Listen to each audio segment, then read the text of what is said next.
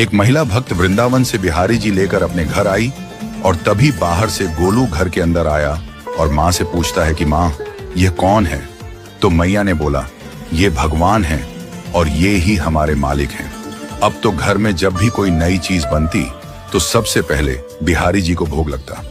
पहले यह सब चीजें गोलू को सबसे पहले मिलती थीं। इससे गोलू बहुत चिढ़ने लगा और मन ही मन ठाकुर जी को कोसने लगा। एक दिन गोलू की माँ काम पर जाते समय बोली, गोलू, यमुना जी से मटके में जल भर कर लाना। जब गोलू पानी भरने के लिए जाने लगा तो जाते जाते बिहारी जी को कहने लगा, खाने के लिए तो सबसे पहले तैयार रहते हो, लेकिन काम तो मुझे ही करना पड़ता है। अगर यहाँ रहना है तो काम करो। कहकर गोलू यमुना जी से जल भरने के लिए चल पड़ा। गोलू जब यमुना जी में जल भरने लगा तो उसने देखा कि यमुना जी के अंदर बिहारी जी विराजमान हैं और कह रहे हैं, ला गोलू, घड़ा हम भर देते हैं। गोलू उनको देखकर हैरान हो गया और बोला, नहीं नहीं, मैं अपने आप भर लूंगा।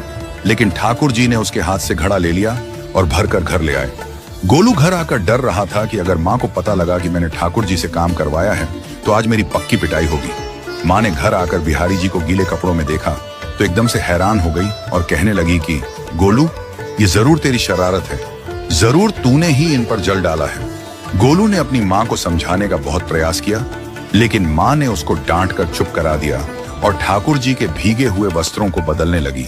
अगले दिन जब माँ ने गोलू को अनाज पिसवाने का काम दिया तो बिहारी जी फिर अनाज का कनस्तर ले आए और माँ को ठाकुर जी के वस्त्रों के ऊपर सूखा आटा पड़ा मिला।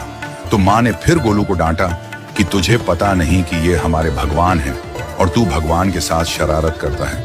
आज तूने फिर इनके ऊपर आटा फेंका है। तो गोलू शपथ लेकर कहने लगा, नहीं माँ, मैंने कोई शरारत नहीं करी है। ये तो मेरे हाथ से गेहूं का कनस्तर लेकर खुद पिसवा कर आए हैं। गोलू की माँ आज बहुत गुस्सा हुई। अगले दिन फिर माँ बोली, बेटा गोलू, आज तुम्हारे बाबा बाहर गांव से वापस लौट आएंगे। बस आज का ही काम है, तुम जंगल से थोड़ी लकड़ियां ले आना। गोलू फिर डर गया, कहीं ठाकुर जी फिर मेरे पीछे ना आ जाएं।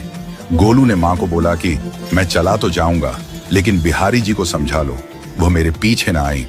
उसकी माँ हंसकर बोली, हाँ हाँ समझा दूंगी, तुम जाओ तो सही। गोलू जल्दी जल्दी लकड़ियां लेने जंगल में चला गया और माँ काम पर चली गई। लेकिन उस दिन माँ काम से जल्दी वापस आ गई और देखा बिहारी जी अपनी चौकी पर विराजमान नहीं है। वह तो एकदम से घबरा गई कि कहीं गोलू की शरारत तो नहीं। वह भागी भागी जंगल की तरफ गई। तभी उसने देखा कि गोलू के साथ एक इंसान लकड़ियों को लेकर घर आ रहा है। गोलू की माँ यह देखकर हैरान हो गई कि यह तो बिहारी जी हैं। ये क्या हमारे भगवान हमारा काम कर रहे हैं? इसका अर्थ गोलू ठीक कह रहा था। वह जल्दी जल्दी